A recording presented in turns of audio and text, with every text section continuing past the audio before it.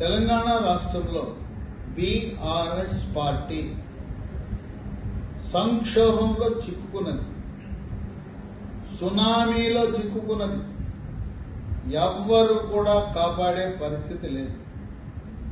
ఏ ముహూర్తాన TRS పార్టీని BRS అని నామకరణం చేశాడో, పేరు మార్చారో, ఆ రోజు నుంచి గ్రామీణ వాసులు తెలంగాణలో అనుకునే మాట ఏంటంటే, కేసీఆర్ టీఆర్ఎస్ ని బీఆర్ఎస్ గా మార్చడం వల్ల పేగుబంధం తెగిపోయింది. పార్టీలో తెలంగాణ అనే అక్షరం లేదు. తెలంగాణ కొరకు, తెలంగాణ యొక్క, తెలంగాణ చేత ఏర్పడిన పార్టీ అత్యాశతో, దురాశతో జాతీయ పార్టీ అని చెప్పి జాతీయ రాజకీయాల్లోకి వెళ్లి నేల విడిచి సాము చేస్తూ ఆ రోజు నుంచి ఈ గ్రామీణుల భాషలో టీఆర్ఎస్ బీఆర్ఎస్ అయిన రోజు నుంచి శని చుట్టుకున్నది అని మాట్లాడుకుంటున్నారు రచ్చబండలపై. ఈ రోజున కారు పార్టీ ఖాళీ అయిపోతా ఉంది. ఒక్కొక్కరుగా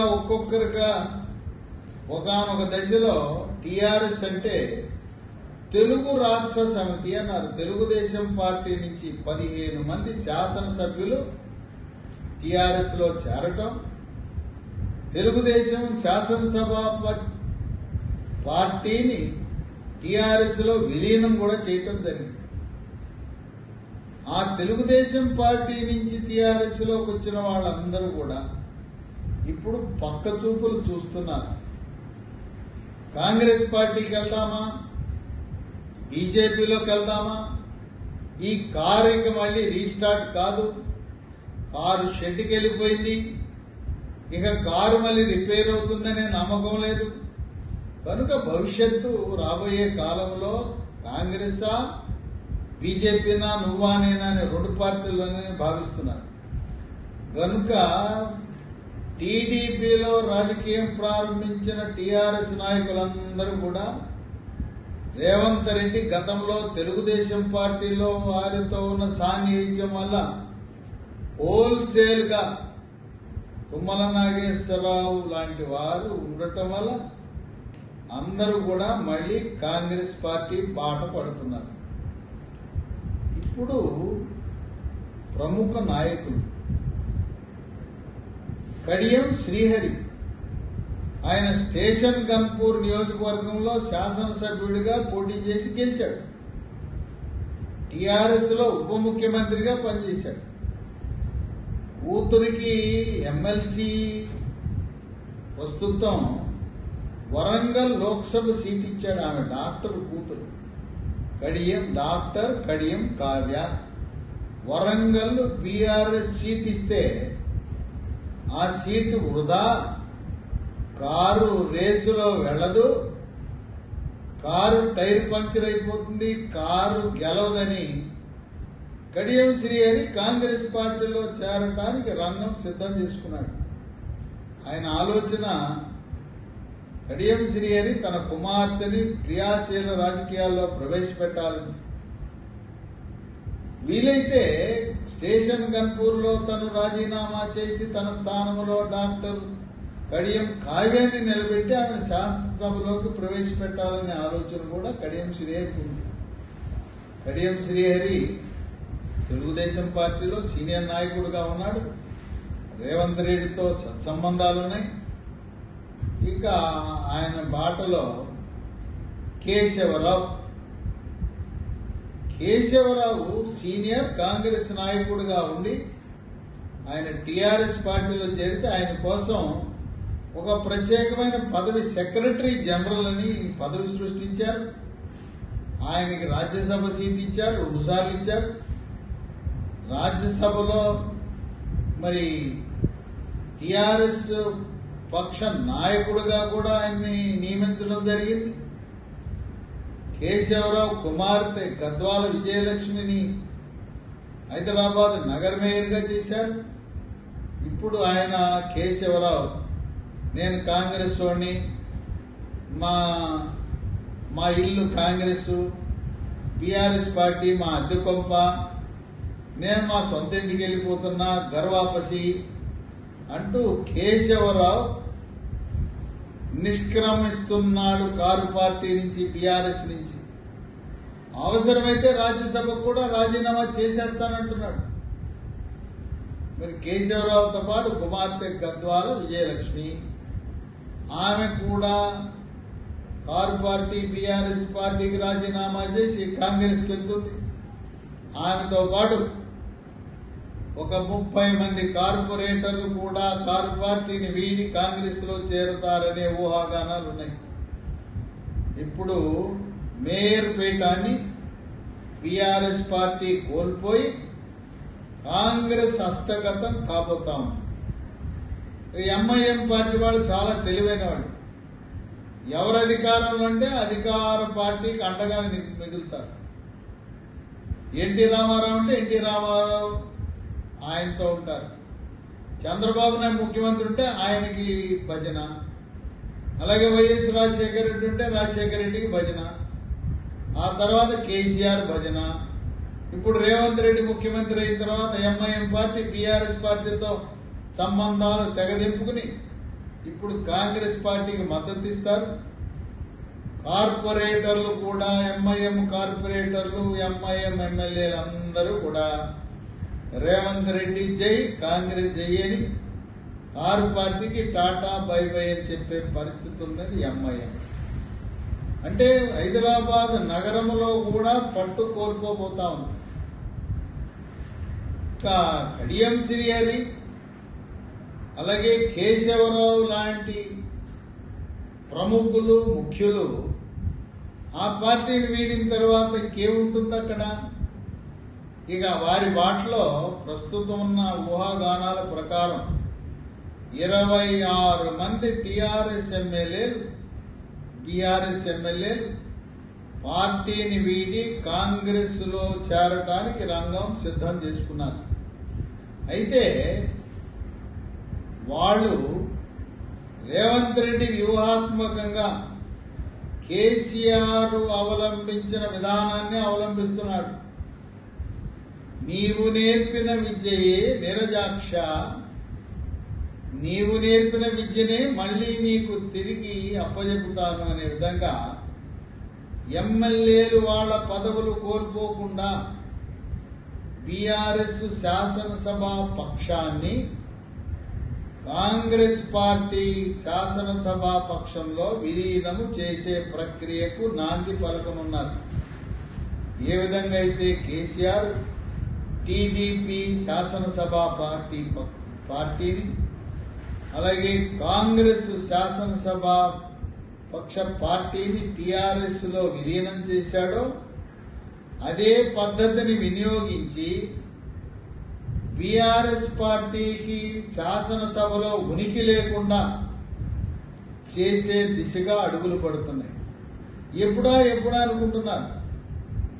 పార్లమెంట్ ఎన్నికలు జరగక ముందే 26 మంది ఎమ్మెల్యేలు కాంగ్రెస్ లో చేరి శాసనసభ పక్ష విలీన కార్యక్రమం జరగబోతుందనే ఊహాగానాలు ఉన్నాయి.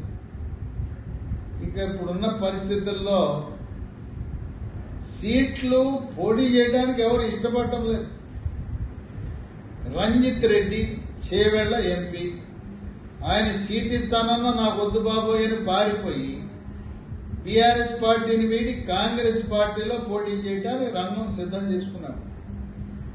ఇక మాజీ మంత్రి మహేందర్ రెడ్డి, ఆయన భార్య సునీత, ఆమె వికారాబాద్ జిల్లా పరిషత్ చైర్పర్సన్ సునీత మహేందర్ రెడ్డి పార్టీ మారి సునీత మహేందర్ రెడ్డి మల్కాజ్గిరి పార్లమెంట్ నియోజకవర్గం నుంచి పోటీ చేస్తా ఉంది. సంవత్సర కాలం నుంచి జహీరాబాద్ లోక్సభ సభ్యుడు బీబీ పాటిల్ పార్టీ మారతాడన్నాడు, మారాడు.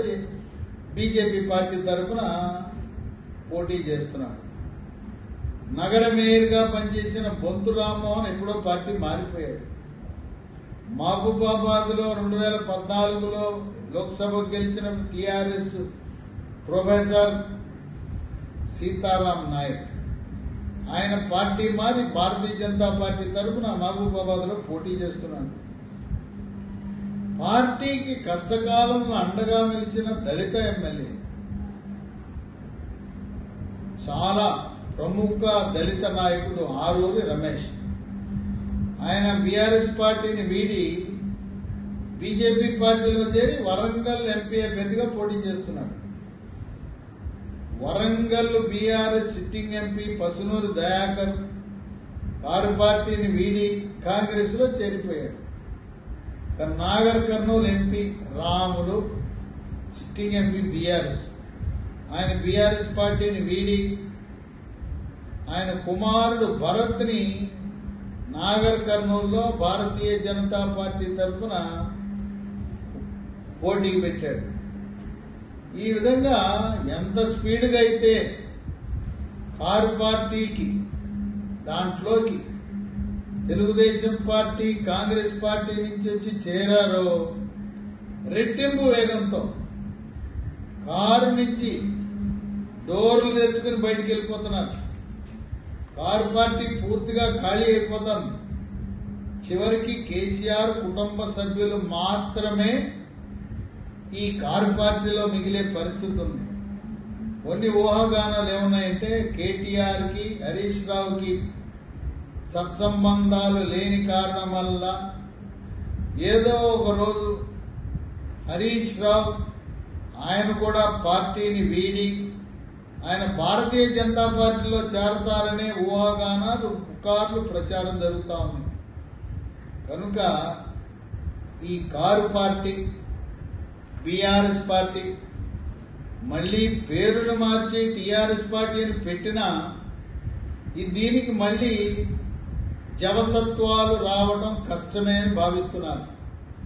రాబోయే స్థానిక సంస్థ ఎన్నికల్లో కూడా గ్రామము, మండలము, జిల్లా పరిషత్తు, ఎంపీటీసీ, జెడ్పీటీసీ, మున్సిపాలిటీలు దేంట్లో కూడా కారు పార్టీ అడ్రస్ లేకుండా పోతుంది.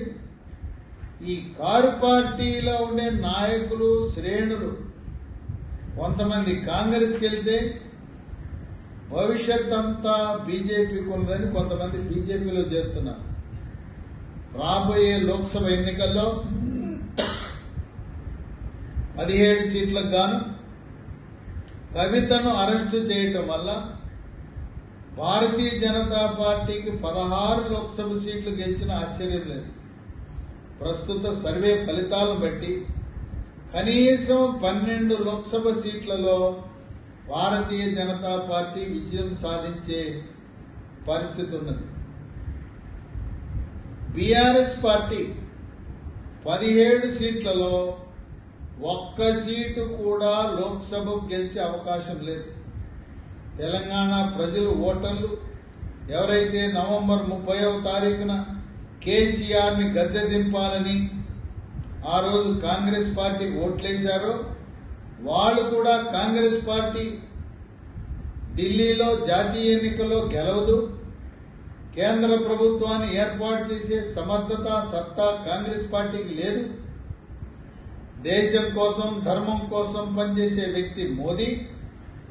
మోదీ గెలవటం అనేది 3వసారి ప్రధానమంత్రి కావడం తథ్యమని తెలిసిన తెలంగాణ ఓటర్లు మా ఓటు కమలం గుర్తుకే వెయ్యాలని చెప్పి గత అసెంబ్లీ ఎన్నికల్లో వేరే గుర్తులపై ఓటు వేసిన వారందరూ కూడా ఒకే అభిప్రాయం. గ్రామీణ ప్రాంతాల్లో, పట్టణ ప్రాంతాల్లో రైతులు, మహిళలు, నిరుద్యోగ యువత, ఉద్యోగస్తులు అన్ని వర్గాల వారు ప్రధానమంత్రిగా మోదీ 3వసారి అవటం ద్వారా మన భారతదేశం ఒక అఖండ భారత్గా, ఒక బలమైన ఆర్థిక శక్తిగా ఎదుగుతుందని విశ్వసించి మన జీవన ప్రమాణాలు మెరుగుపడాలంటే ప్రధానమంత్రిగా 3వసారి మోదీ అధికారంలోకి రావాలని బీజేపీ లక్ష్యం. 370 లోక్సభ సీట్లు బీజేపీకి, ఎన్డీఏ కూటమికి 400 దాటాలనే లక్ష్యం నెరవేరే దిశగా తెలంగాణ ప్రజలు, తెలంగాణ ఓటర్లు ఆలోచిస్తూ ఇక కారు పార్టీకి కాలం చెల్లినట్టే. ఇక భవిష్యత్తులో బీఆర్ఎస్ పార్టీ, కారు పార్టీ పుంజుకునే అవకాశం ఏమాత్రం లేవని సర్వేలు, ప్రజలు భావిస్తున్నారు.